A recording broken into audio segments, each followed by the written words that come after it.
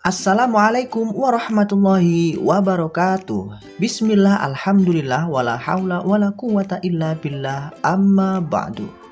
Berjumpa kembali dengan saya di sini pada mata pelajaran pendidikan agama Islam. Seperti biasa, sebelum kita memulai pembelajaran pada pertemuan kali ini, kita berdoa dulu dengan mengucapkan kalimat Bismillahirrahmanirrahim. Pada pertemuan kali ini, saya akan membagikan materi tentang beriman kepada qada dan qadar. Tahukah kalian apa yang dimaksud dengan qada? Ya, secara bahasa, qada memiliki beberapa pengertian, yaitu hukum, keputusan, ketetapan, kehendak. Sedangkan secara istilah yang dimaksud qada adalah ketetapan Allah terhadap segala sesuatu sejak zaman azali. Zaman azali yaitu zaman ketika segala sesuatu belum tercipta.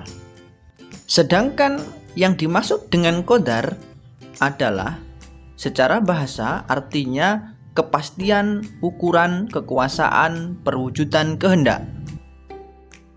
Sedangkan secara istilah qadar ialah perwujudan kehendak Allah Subhanahu wa taala.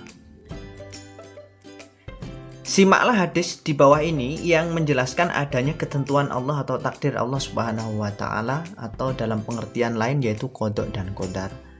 Bismillahirrahmanirrahim. An Anas bin Malikin annahu qala innallaha azza wa jalla qad wakkala birrahimi malakan fayaqulu ay rabbi nutfatun ay rabbi alaqatun ay rabbi mudghatun fa idza aradallaha ay yaqdiya khalqan Qolal malaku ay rabbil zakarun au unsa syaqiyun au sya'idun famar rizqu famal ajalu fayuktaba kadzalika fi badni ummihi, rawahul Bukhari Muslim.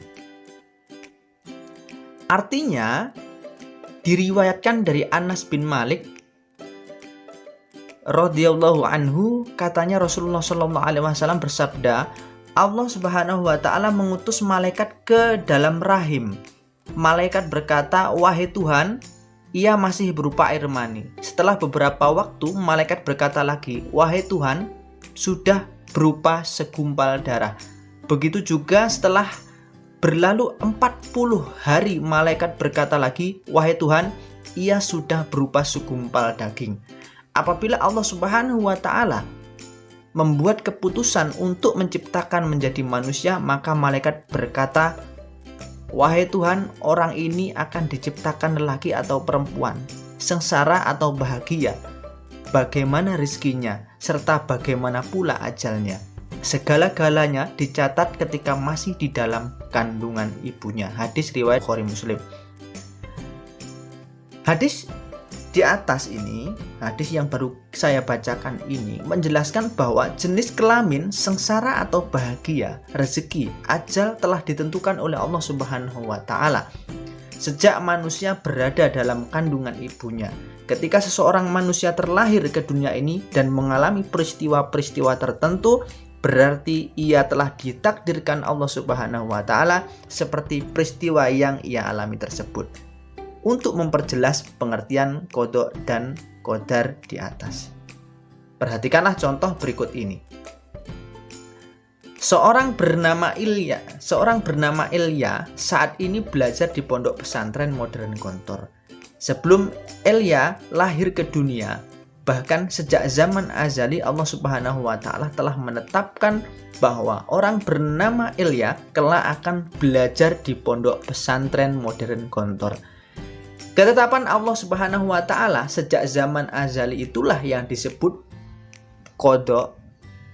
Kemudian kenyataan yang terjadi saat ini disebut dengan qadar. Ya, inilah contoh yang bisa kita ambil. Semoga kalian dapat memahami apa yang saya jelaskan ini. Beriman kepada qada dan qadar merupakan rukun iman yang keenam. Iman kepada qada dan qadar dalam ungkapan sehari-hari lebih dikenal dengan sebutan iman kepada takdir.